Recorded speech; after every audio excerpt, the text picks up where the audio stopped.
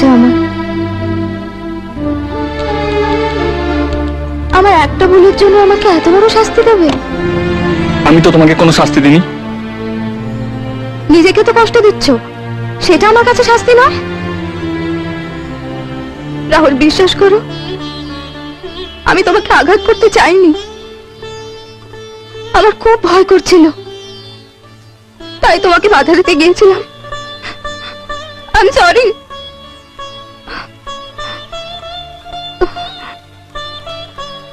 তুমি যদি চাও আমায় কিস করতে পারো।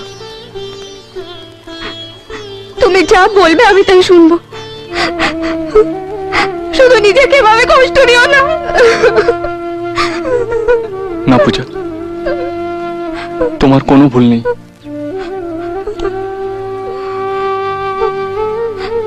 বরং আমার ভুলটাকে তুমি শুধরে দিয়েছো।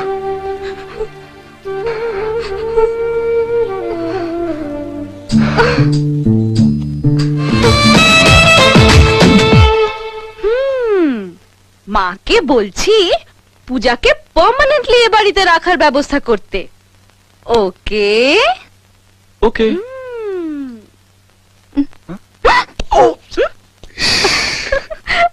এই